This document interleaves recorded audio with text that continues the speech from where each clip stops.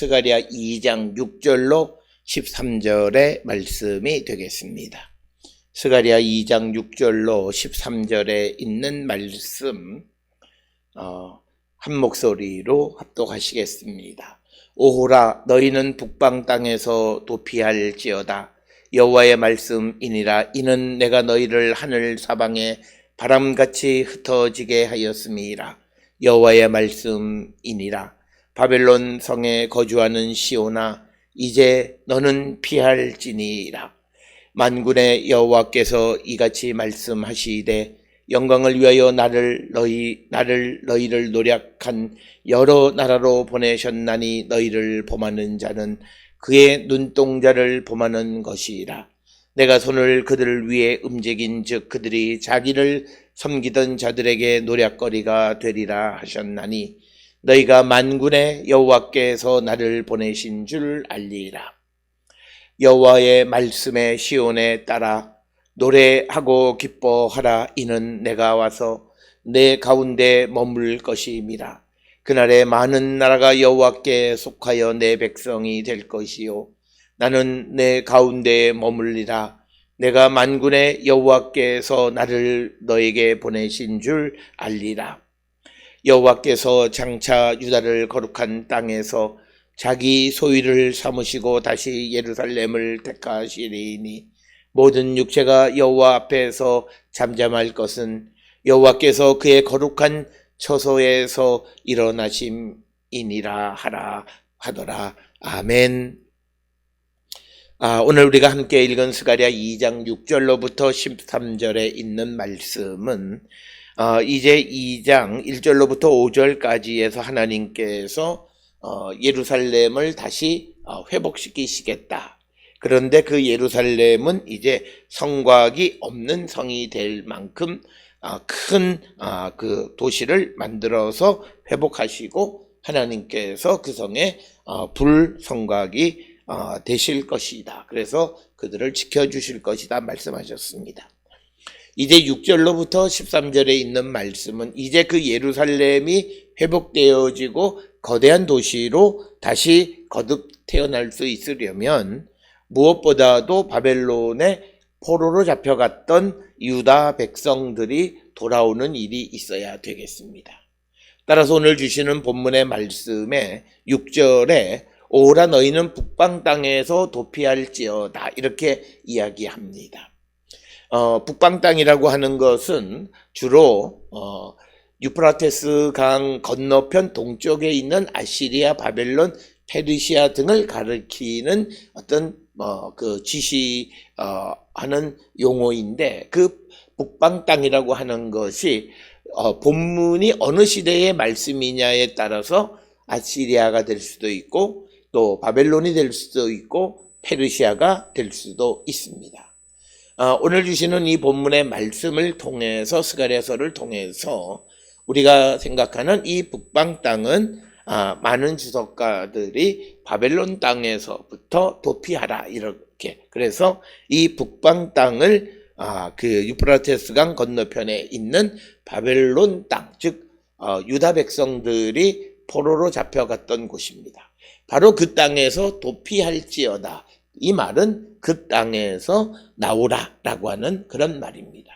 따라서 오늘 주시는 본문에서 하나님께서 유다 백성들에게 그들이 잡혀갔던 땅에서 나오라고 말씀하시는 것은 이제 하나님의 구원이 시작되었음을 말씀하는 것입니다. 그래서 6절에 내가 너희를 하늘 사방에 바람같이 흩어지게 하였습니다. 즉 하나님께서 유다 백성들을 일찍이 그들이 하나님의 말씀대로 살아가지 아니하고 우상을 숭배했기 때문에 그들을 여러 나라에 흩으셨다라고 하는 거죠. 그렇게 흩으셨던 여호와께서 다시 이제 그들을 불러 모으신다라고 하는 것입니다. 그래서 우리가 지난 시간에 보았던 말씀들을 보게 되면 이제 그들을 불러 모으는데 먼 곳으로부터 그들을 일일이 다 모으신다라고 하는 그런 말씀들이 있듯이 이제 그들이 포로로 잡혀갔던 것에서 나오게 하시는 것을 6절에서 선포하는 겁니다. 따라서 오늘 주시는 것은 정치적으로 북방 땅에서 도피하라라고 말하지만 이제 우리가 이 땅을 살아가면서 우리를 괴롭히는 모든 우리를 억압하는 것으로부터 자유해지라고 말씀하십니다. 오늘 우리는 이 땅을 살아가면서 하나님의 구원을 바라는 것들이 많습니다. 질병 가운데 있는 자들은 병으로부터, 또 여러 가지 삶의 고난 속에 있는 자들은 고난으로부터, 그리고 여러 가지 문제 가운데 있는 자들은 그 문제에서부터 그 자유로워지기를 기대합니다. 그런데 오늘 주시는 본문에서 그 땅에서 도피하라, 그 땅에서 나오라고 말씀하십니다.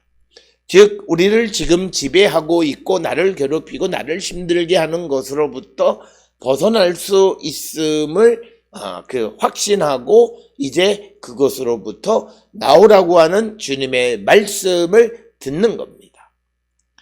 이것은 곧 우리가 고난 속에서도 좌절하지 않고 절망하지 않는 것과 마찬가지입니다. 많은 이들이 고난 속에서 주저앉아서 하나님의 음성을 듣지도 못할 뿐만 아니라 주저앉았기 때문에 오늘 주시는 본문처럼 도피하지 못하고 피하지 못하는 것. 그래서 그 문제 속에 그냥 짓눌려 더 어려움 속에 처하는 이들이 많이 있다라고 하는 것입니다. 그래서 오늘 주시는 본문에서는 6절, 7절에서 이제 북방 땅에서 도피하라라고 하는 겁니다. 그래서 또 좀 더 구체적으로 7절에서는 바벨론 성에 거주하는 시온아 이제 너는 피할지니라. 그러니까 이제 이스라엘 백성들 가운데 바벨론으로 이제 잡혀갔던 사람들, 특별히 오늘 주시는 본문의 말씀에 바벨론 성으로 번역되어 있는 것에 시브리어 원문은 바트 바벨입니다. 바트 바벨. 직역하면 바벨론의 딸이란 뜻이고, 딸이라고 하는 바트라고 하는 단어가 지명과 붙으면 그 지역에 사는 사람들, 그러니까 뭐냐면 바벨론 성에 거주하는 시오나라고 하는 것은 바벨론 사람들과 함께 거주하는 시오나, 이스라엘아, 유다 백성들아 이제 너는 피할지어다 라고 말하는 것입니다. 그러니까 이제 6절과 7절에서 하나님의 구원을 구체적으로 말씀하시는데, 너희를 억압하고 너희를 포로로 잡아갔던 그 바벨론에서 나오라고 말씀하십니다. 오늘 우리가 세상을 살아가면서 우리는 많은 사람들은 고난 속에서 나를 구원해 달라고 말하지만, 그러나 정작 그 구원을 원하는 자들이 아무런 움직임도 없는 이들이 많습니다. 하나님이 명령하셨음에도 그들은 주저하거나 염려하거나 걱정하는 자들이 많이 있습니다.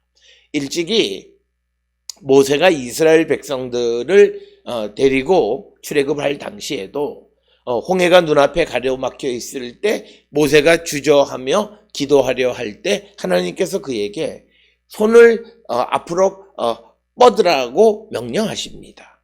그러니까 뭐냐면 그냥 앉아서 기도할 때가 아니라 하나님의 구원의 구원을 약속하셨으니까 그 약속을 믿는 행동을 하라는 거예요. 그래서 고난 속에 있거나 좌절과 절망 가운데 있는 자들이 하나님의 구원을 믿으면 그 근심이 우리에게 기쁨이 되는 거예요. 이제 내가 근심했는데 이 근심거리가 하나님의 구원으로 말미암아 기쁨의 소재가 되어진다라고 하는 거예요. 그래서 오늘 주시는 본문에서 너희를 괴롭히는 북방 땅에서 피하고 너희들이 지금 괴롭힘을 당하는 바벨론 사람들 가운데에서 나오라고 구체적으로 말씀합니다. 오늘 우리가 이 땅을 살아가며 우리를 괴롭히는 여러 가지 어렵고 힘든 일들이 우리에게 있는데 그것으로부터 내가 구원되어지는 것은 나오는 겁니다. 하나님의 도우심을 받아서 나오는 겁니다. 많은 사람들은 하나님이 나오라고 말씀하심에도 그 속에 주저앉아 있으면서 어찌할 바를 모르면서 하나님 도와달라 부르짖는 사람들이 많습니다. 주님의 구원을 믿으면 구원에 걸맞는 행동, 즉 하나님의 구원을 믿기에 좌절과 절망 속에서도 희망을 갖고 우리가 그 모든 슬픔을 떨쳐내고 기쁨으로 주시는 말씀대로 그 바벨론 사람들 가운데에서 피하고 또 북방 땅에서 나오라고 하는 말씀을 그대로 듣고 준행하는 그런 자세가 바로 이것이 하나님의 구원을 믿는 거예요. 많은 사람들은 구원에 확신이 있다라고 말하지만 내 삶의 앞에 놓여 있는 문제로부터 자유롭지 못한 사람들이 많아요. 그것은 온전한 믿음이라 말할 수 없다라고 하는 거예요.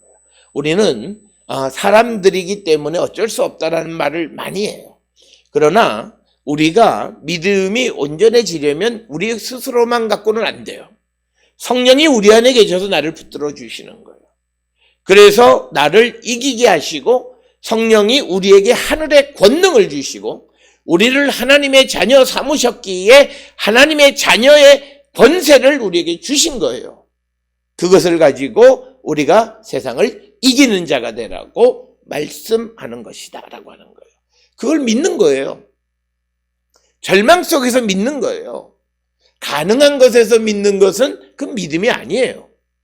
그래서 오늘 주시는 6절, 7절이 강조하는 것은 이제 바벨론에 있는 이스라엘 백성들에게 북방 땅에서 바벨론 사람들 가운데에서 나오라고 하는 주님의 말씀이 오늘 주시는 6절과 7절이고 그래서 그들이 나와야만 하나님이 약속하신 구원을 이루는 거예요. 우리는 하나님의 구원을 바라면서 아주 멋있는 그림을 그리고 있어요. 그 그림을 그리고 그 그림을 내가 실현하기 위해서 해야 되는 구체적인 일들을 지시하심에도 듣지 않는 자들이 많이 있다라고 하는 거예요. 예루살렘을 거대한 도시로 회복시켜 주시는데 그러려면 이스라엘 백성들이 잡혀간 곳에서 나와야 되는데 나오라고 말씀하시는에도 불구하고 그 말을 듣지 않고 그저 주저앉아 버리면 그는 구원의 기쁨을 누릴 수가 없다라고 하는 겁니다. 따라서 오늘 주시는 본문의 8절에 만군의 여호와께서 이같이 말씀하시되 영광을 위하여 너희를 노력한 여러 나라로 보내셨나니 너희를 범하는 자는 그의 눈동자를 범하는 것이라. 오늘 우리가 읽은 스가랴 2장 8절에 있는 말씀은 굉장히 어려운 구절이고 티쿠네이 소프팀이라고 하는 걸로 본문을 조금 수정해서 오늘 우리가 너희를 범하는 자는 그의 눈동자를 범하는 것이다. 이렇게 우리가 번역을 하게 되어졌는데 여러 가지로 이 8절은 어려운데 영광을 위하여 너희를 노력하는 여러 나라에 보내셨다라고 하는 거죠. 오늘 주시는 본문의 스가랴를 얘기하는 것이고 그리고 유다 백성들을 노력한 여러 나라에 하나님께서 영광을 위하여 라고 하는 것. 이 영광을 위하여라고 하는 것이 무슨 말인가라고 하는 것인데 영광스러운 인물을 위해서라고 하는 개념으로 많은 사람들이 이해하고 있고 오늘 우리가 가지고 있는 세번역 성경에서도 보면 영광을 위하여를 영광스러운 인물을 맡기시고 이렇게 번역을 했습니다. 그러니까 하나님께서 스가랴에게 직무를 주셨는데 그것이 영광스러운 직무인데 그것은 이스라엘을 범하는 여러 나라들에게 보내셨다라고 하는 거야. 그러면서 이제 하나님께서 다시 이스라엘을 자기 백성 삼아 주셨기 때문에 너희를 범하는 자는 그 눈동자를 범하는 것이라. 즉 이스라엘을 괴롭히는 것은 곧 하나님의 눈동자를 범하는 것과 같은 것이다. 이렇게 설명하고 있는 겁니다. 그러니까 뭐냐면 이제 하나님께서 이스라엘을 구원하시고 하나님께서 이스라엘을 회복시키고자 하셨으면 이제부터 이스라엘을 괴롭히는 것은 하나님을 괴롭히는 것과 같다라고 하는 거예요. 그래서 너희를 범하는 자는 그의 눈동자를 범하는 것과 같다. 이렇게 설명하고 있습니다. 그러면서 9절에 내가 손을 그들 위에 움직인 즉 그들이 자기를 섬기던 자에게 노략거리가 되리라 하셨나니 너희가 만군의 여호와께서 나를 보내신 줄 알리라. 즉 그러니까 오늘 주시는 8절과 9절에서 하나님께서 스가랴를 영광스러운 직무를 맡기셔서 이스라엘을 유다를 노력한 여러 나라에게 보내셨는데, 그래서 스가랴가 그들 위에 손을 움직인즉 그들이 자기를 섬기는 자들에 의해서 노략거리가 되게 하셨다라고 하는 거죠. 즉 뭐냐면 완전히 뒤집혀진 상황입니다. 지배당하던 자들이 지배하는 자들을 노략하게 되었다라고 하는 거예요.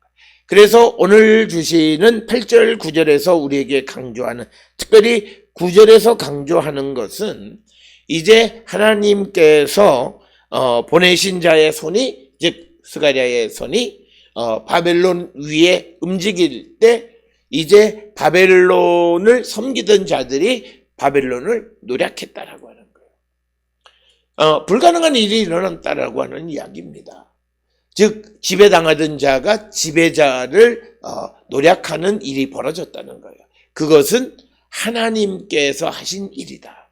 그래서 오늘 주시는 8절과 9절에서 하나님께서 이스라엘을 회복하실 때 가장 중요한 것은 뭐냐면 우리가 상상할 수 없는 것으로 하나님은 역사하시는 분이시다라고 하는 거예요.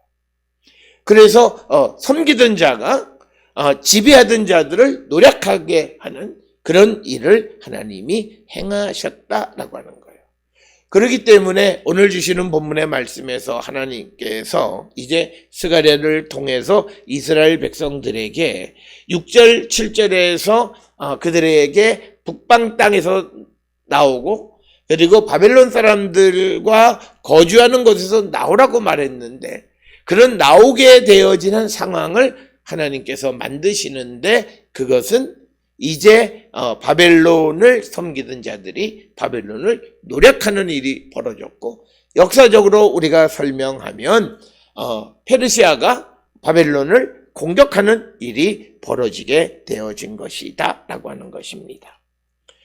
그렇게 되어서 이제 이스라엘이 그들로부터 즉 바벨론 땅에서 나올 수 있게 만들어줬다. 상황을 만드셨다라고 하는 겁니다. 그러면서 10절에서 여호와의 말씀에 시온에 따라 노래하고 기뻐하라. 이는 내가 와서 너희들 가운데에 머물 것임이라. 오늘 주시는 본문에서 가장 중요한 것은 하나님이 이스라엘 가운데 머무신다는 거예요. 우리가 에스겔서를 통해서 보게 되면 이스라엘들이 이제 하나님의 성전을 더럽히게 되자 이제 하나님의 법궤가 옮겨가는 거예요. 이동하는 거예요. 즉 하나님이 이스라엘 가운데 계시지 않으므로 예루살렘이 멸망하고 예루살렘 성전이 무너지게 되어졌습니다. 그런데 이제 하나님께서 그들을 다시 회복시키시고 예루살렘을 재건하셔서 성곽이 없는 거대한 도시로 회복시키고자 하실 때 다시 여호와께서 예루살렘에 임하게 되신다라고 하는 겁니다. 오늘 주시는 10절에서 내가 와서 너희들 가운데에 머물 것이다 라고 하는 이 말은 곧 하나님께서 이스라엘 백성들 가운데 특히 그들이 있는 시온에 머물러 계신다라고 하는 것은 시온의 성전이 다시 재건되어짐을 암시하는 그런 구절입니다. 즉 우리가 구약 성경이나 성경 전체에서 여호와가 계시는 곳에는 항상 하나님의 그 거처가 되어지는 것. 그래서 우리가 전쟁터를 나갈 때에도 법궤를 가지고 나가는 것은 여호와가 진 가운데에 머물러서 이스라엘과 함께 하시는 것. 그리고 하나님이 함께 하신다라고 하는 것이 결국은 구원이에요. 그래서 우리가 구원받은 자들, 구원의 확신 가운데 있는 자들이 의심하면 안 되는 것 중 하나는 하나님이 나와 함께 하신다는 거예요.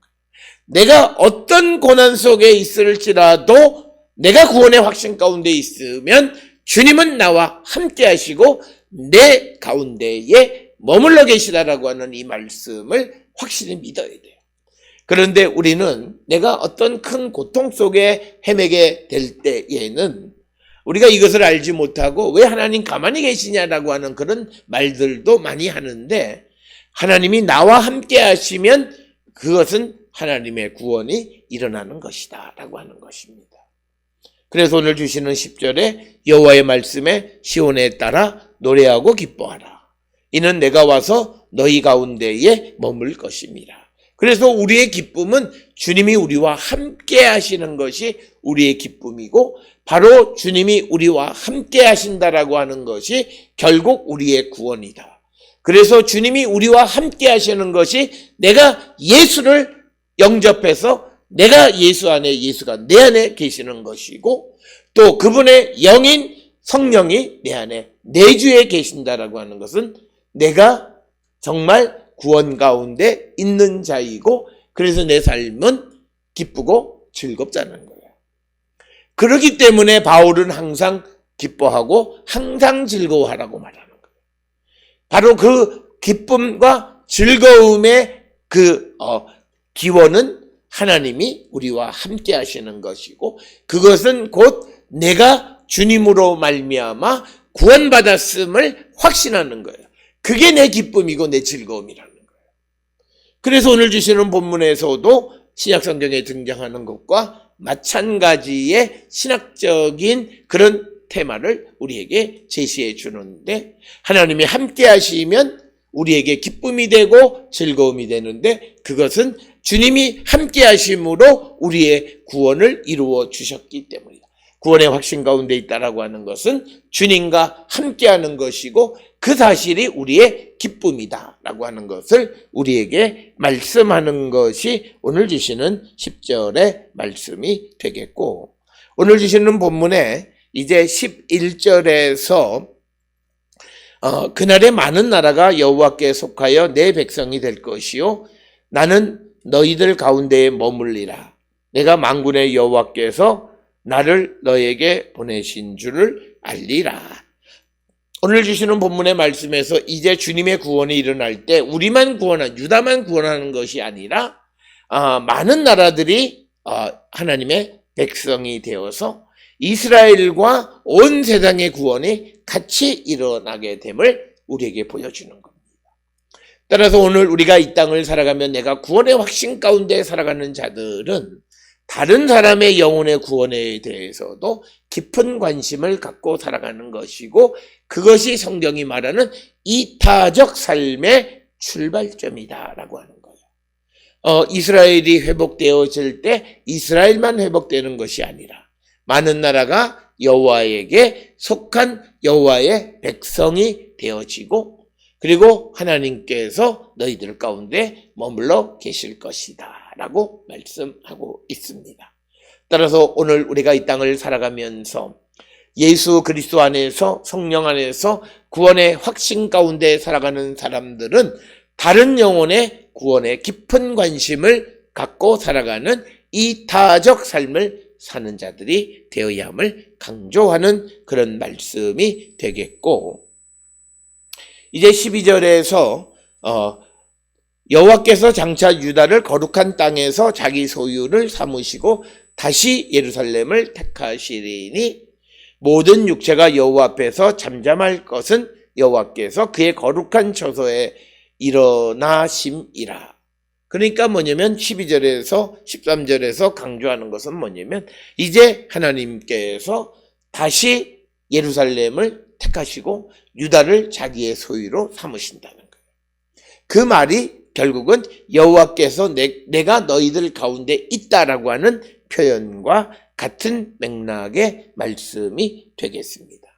그래서 모든 육체가 하나님 앞에서 잠잠할 것은 여호와께서 그의 거룩한 처소에서 일어나셨기 때문이다. 구원이 완성되어졌다라고 하는 것입니다. 오늘 주시는 이 본문의 말씀을 통해서 하나님은 예루살렘의 재건에 대한 환상을 보여주면서 구체적으로 어떻게 하나님께서 유다를, 예루살렘을 회복하실 것인가를 보여준 것이 오늘 주시는 스가랴 2장에 등장하는 세 번째 환상의 모습이 되겠습니다. 그래서 하나님은 이 유다 백성들이 바벨론 땅과 바벨론 사람들 가운데서 나오라고 말씀하시면서 이제 그들 가운데 임하심으로 이제 성전과 그 땅이 다시 거룩해지고 여호와의 것이 되고, 이제 그 여호와의 것을 괴롭히는 자들은 곧 하나님을 괴롭히는 것과 마찬가지다라고 하는 것입니다. 오늘 주시는 본문을 통해서 우리가 구원의 확신 가운데 살아간다는 것은 내 안에 주님이 머물러 계신다라고 하는 의미이고 내 주의 성령이 내 안에 내주에 계신다라고 하는 그런 의미가 되겠습니다. 따라서 우리가 구원의 확신 가운데 살아가는 자로서 다른 이들의 영혼의 구원을 위한 삶을 사는 거룩한 백성들이 다 될 수 있기를 주의 이름으로 축원합니다.